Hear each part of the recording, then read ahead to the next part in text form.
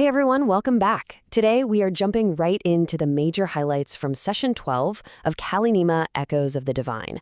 And let me tell you, this is a session that swings violently from a tactical, near disaster of a fight to some of the absolute biggest lore drops we've seen so far. I am so pumped to guide you through this explainer because visually mapping out how this session unfolded really highlights how brilliantly the party navigated just total chaos. Okay, let's dive into this. Just look at this session title, Diva Down, Cornerstone of the Local Lever Community Faces Untimely Demise. It is so darkly, hilariously ironic. As we're about to see, the so-called cornerstone of the community is actually a horrifying literal monster. But I love this title. It serves as this perfect tongue-in-cheek contrast to the actual life-or-death stakes the party was facing. We are plunging right into a scenario where survival hung by the absolute thinnest of threads. A lucrative web cache. Let's look at the Session 11 aftermath. You know, before everything hits the fan, we actually get a little calm before the storm. Looking at the immediate aftermath of that sentient web fight from Session 11, Jace searches the webbing and uncovers this incredible cache. We're talking 4 healing potions, some hidden gold, and crucially, a scroll of greater restoration. Now, Heron immediately identifies this scroll. It is a literal cure for the weeping pox. But here is the fascinating strategic gamble the party makes. They don't use it. 3 of them are infected. So rather than cure just one person right now, they decide to hold on to it. They plan to use it as an emergency resource or, even better, as a bargaining chip to negotiate temple treatment for all 3 of them at once. It's an incredibly uncomfortable choice, but tactically a really sound one, and a great reminder of how to leverage valuable loot. Moving on to Part 2, the Skinweaver fight. Basically a tactical nightmare. So, that tactical mindset is immediately put to the test when Jace scouts ahead, discovers an opulent bedroom, and finds this artisan. The Skin Weaver. She's this terrifying creature with a large spider body, a humanoid torso, and an arachnoid head. But the really crucial point here is her reaction when the party bursts in to get the jump on her. She wasn't terrified. Actually, scratch that. She wasn't even startled. She was just deeply, deeply annoyed. She was right in the middle of an argument with a kobold aide, and the party was just another irritating interruption to her day. It's a brilliant character beat that adds this layer of dark comedy right before the violence starts. And man, this brilliantly illustrates the tactical whiplash of the combat that immediately followed. Orion opens super strong. He hits the Skinweaver with a guiding bolt that does significant early damage. But then, mid-combat, he realizes a fatal flaw. She is highly resistant to fire. So that early advantage? It instantly evaporates. Orion is forced to completely reposition, abandoning his distance to close in and cast Chill Touch instead. Right away, you realize this fight is not going to be simple. In fact, things go south so fast it becomes a disastrous domino effect. The Skinweaver is utterly vicious. She actively and repeatedly targets Zamitri's eyes, hitting them so badly he literally loses vision in one eye during the fight. Then the dominoes fall. She knocks Orion unconscious. Next, she entangles Heron in this gross leathery webbing, pinning her completely, and drops her. And finally, she drops the blinded Zamitri. One of a 4-person party, exactly 1 functional member is left standing.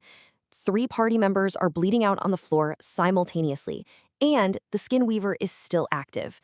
The tension here is immense, you guys. They are staring right down the barrel of a total party kill. But thank goodness that 1 person left standing is Jace, because he completely earns his MVP status right here. Alone and under unbelievable pressure, he uses incredible spatial reasoning. He realizes the Skinweaver's large spider body makes her super clumsy in tight spaces, so he books it into a narrow connecting tunnel. She can't easily follow him.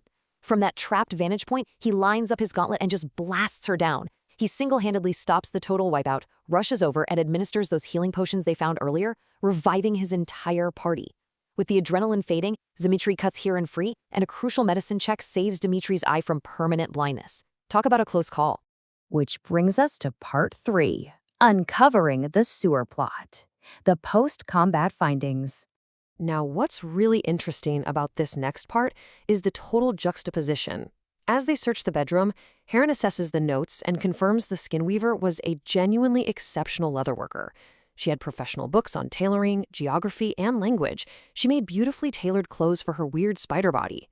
But right alongside that genuine professional skill, you have tapestries of the Filthgrazer, a mythical abomination, and a hidden transmutation potion stashed inside a terrifying statue. And then, sitting right on her desk, the smoking gun. Correspondence from Photom Awis. Jace casts comprehend languages and translates those notes, leading to this massive, consequential revelation. We finally have actionable intelligence. Photom Os is directing kobolds to infiltrate the sewers of Shadeweg. They are planning to spread the weeping pox through the city's water supply in an imminent biological attack. This completely recontextualizes the threat. The cave wasn't just a hideout, it was a staging ground. Pushing through to the final tunnel, they even discover a horrific tanning chamber, a literal manufacturing operation for the inflection-spreading gore bags.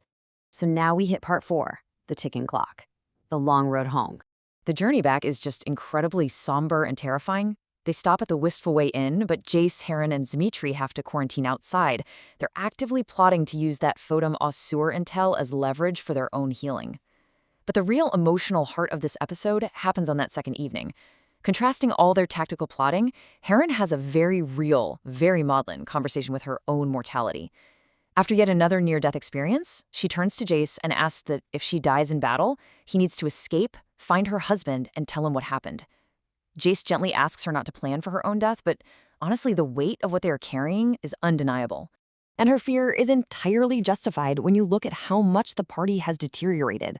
As they reach the outskirts of Shadeweg, the weeping pox is not waiting around. Aren remains uninfected, but Heron and Dimitri have both deteriorated. Their stage 1 infection is actively progressing. And Jace is faring even worse. His stage 1 infection is advanced. The clock is loudly ticking against their own bodies. So, what does this all mean? Well, it leaves us with the ultimate question holding this all together. They are carrying 1 unspent scroll of greater restoration. 3 of them are infected and worsening by the hour. And they are walking back into a city that is entirely unaware of the impending doom lurking in its own sewers. With the weeping pox progressing in their veins and a Fulcum Awais attack imminent, can the party save Shadeweg in time? We will have to find out what happens next time, but for now, keep this ticking clock in mind. Thanks for joining me on this explainer, and keep questioning the details.